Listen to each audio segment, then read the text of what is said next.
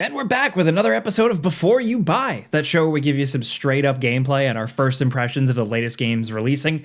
As usual, it's me, Jake Baldino, and today we're talking about the Silent Hill 2 remake, a remake of the classic psychological survival horror game from 2001 that, to be completely straight up, I've been a Konami skeptic for years now, and I've been very public about how nervous I was about this one. I wasn't really sure if this could be remade successfully.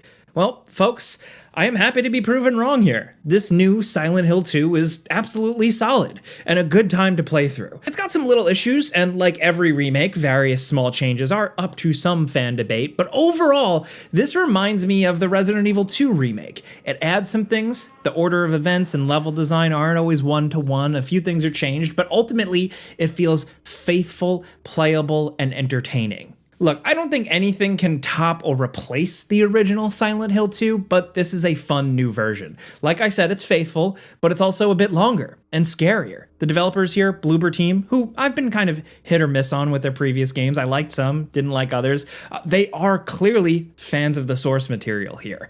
Now, just so you know, I've been playing a review copy, and this footage is captured on PS5 and is spoiler-free. It's a tough one not to spoil, for new people, but also for fans who want to discover things again for themselves. I'm going to be really selective about examples and stuff I use so you can experience it. Still, if you are new, just know that Silent Hill 2 is its own thing. You don't need to have played Silent Hill 1. This is a self-contained story. And in it, you play as James Sunderland heading to the town of Silent Hill after getting a letter from his wife who died 3 years ago. Things get very weird very quickly, and that's about it. Like the original game, Silent Hill 2 is kind of dreamlike. You know, it's weird. Characters often feel disconnected from reality, and strange stuff just happens.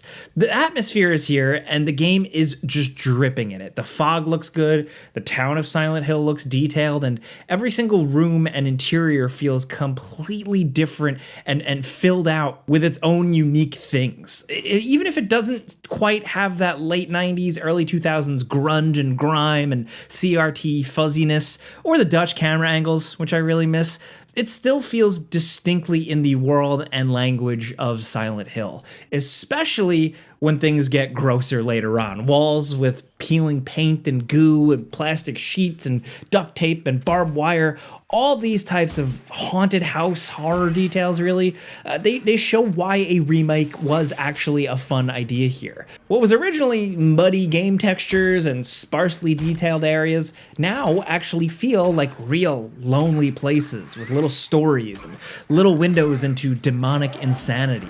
This was really half the fun for me personally. Seeing iconic areas fleshed out in new and fun ways was worth the ride. So level design is not a one-to-one recreation. The town feels bigger, and some of the famous locations feel more substantial and easier to get lost in. But in my opinion here, it feels like these locations weren't expanded upon just for the sake of it. The game is longer now, but not always just because like the streets are bigger or there's more rooms. There are some new puzzles and some additions and complications to classic ones that just lead to you spending a lot more time in places like Brookhaven Hospital and the Woodside Apartments, and I'm okay with that.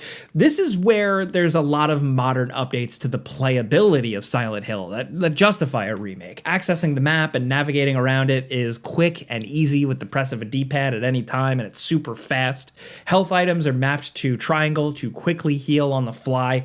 Weapon swapping on the D-pad is a thing, and key items for puzzles are easily accessed. Like when you have a key for a door, just click on the door and then you can use the key. These are things we've seen in other remakes. It's not really surprising, it's not really done very differently, but it's good, it's effective. Health is now indicated on screen and not in the menu. Like there's a red edge of the screen type indicator that I found really annoying and distracting. You can turn it off in the options, but it's still kind of the best way to know your health in tense moments.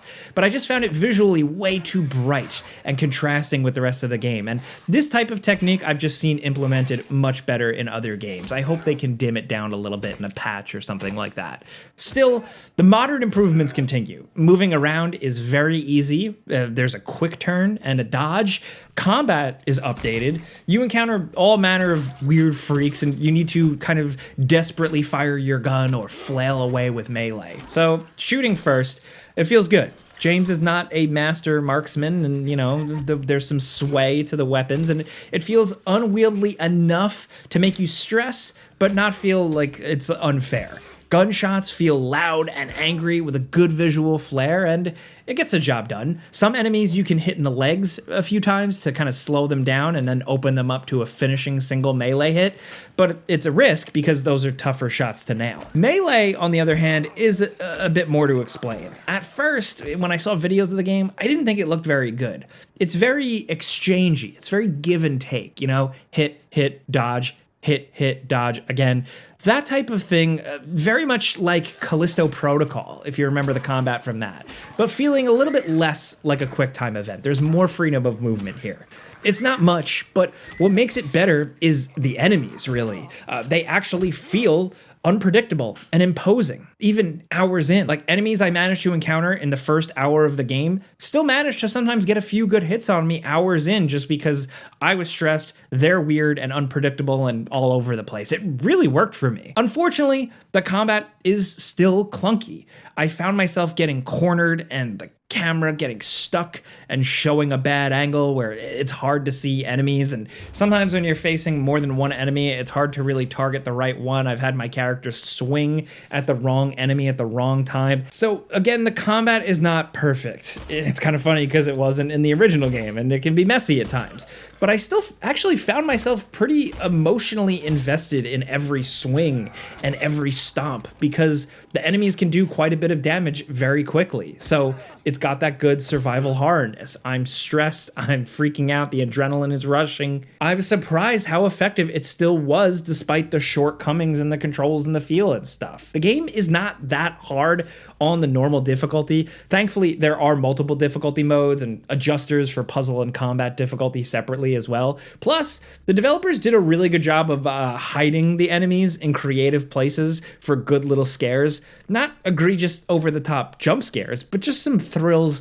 done right. And speaking of scares, I think this game is genuinely unsettling and scary. I hope you got like a decent monitor or a TV, because the darkness in this game is really, really well done. Think of something like if you played Splinter Cell back in the day for the first time, and you saw when developers really understood how to use darkness effectively. So in this, your flashlight sucks and is inconsistent and often manages to make even the larger rooms and big hallways somehow claustrophobic. The game revels in making you walk down long, dark hallways. You hear something at the other end, but you gotta keep going. You gotta keep walking towards it, even as your flashlight dims and your anxiety ramps up. They really, really nail this feeling. I was very entertained. Between this and some really incredible sound design, it's a kind of game where you play at night, you turn the lights off, you turn the sound way up. It's effective. The bosses are where they shook things up a little bit, and I think mostly for the better. A lot of the encounters back in the day were clunky or simple and slow, where the enemies just walk towards you. Here, in the new version, they feel the same in spirit, but just have a little bit more going on. I'm going to use Resident Evil 2 as an example again, just because it's easy to speak to my survival horror friends here. Think about the first Birkin encounter from the original Resident Evil 2 versus the remake. More cinematic, a bit more interesting. You'll see that a few times here. Along with that, in terms of changes I alluded to earlier, just the order of certain things, encounters, locations, items, and stuff is mixed around. It seems like it's a blend of keeping experienced players on their toes and surprised, while also just for pacing and storytelling adjustments. In fact, some characters get a little bit extra here and there, like an extra scene or two, with locations you'd previously just passed through in the old game turning out to be more of a set piece moment here. Same thing with puzzles. The puzzle expansion here I really liked. Some of them are very challenging, but still fair. I just like the way they sprinkled things in here. And the characters themselves, the performances here make a hell of a difference, specifically with James. The more natural way of delivering dialogue and the facial expressions here really, really sell things. And I had a good time just watching things play out. This James, in my opinion, is very compelling, But that being said, of course, this is all more subjective and depends on personal preference with character interpretations. I really like what they did with Angela's voice acting here, where Maria still feels like Maria, but not as unsettling. Maybe it's the face. I don't know. Still, I think it's all a good enough job. They really don't mess up like Pyramid Head or anything disastrous like that. And I mentioned sound design already, but it's also the music. The music feels consistent with the original, with some new tweaks and updates here and there. You know, I'm open to some new stuff from the original composer, but the most important thing is that the feel was maintained. And graphically, the game on PS5 where I played offers performance and quality mode. I mostly played in performance mode for the higher frame rate and didn't really notice much of a visual drop off. Frame rate isn't always a consistent 60. It gets a little weird here and there. Along with that, the occasional visual flicker and really weird looking puddle reflections tend to hurt a little bit and hold it back from looking 100%. Still, don't get it twisted, I think the game looks absolutely awesome. The fog is impressive, the detail I already mentioned earlier is stunning, and the characters and wet creatures all look very good. Like any good survival horror game, there are things and options and reasons for replaying. The magic of some of these games is just replaying it, but like I said, it is a little bit longer now, so I found myself less enticed to immediately replay it because it did take me I think 16 hours or so. And that was a full playthrough of tense, anxiety-inducing survival horror fear, so it can be pretty exhausting. But again, even though it's longer, I think it's paced pretty well. But there are reasons to replay it. There are the multiple endings. There's some new additions. That's all I'll say.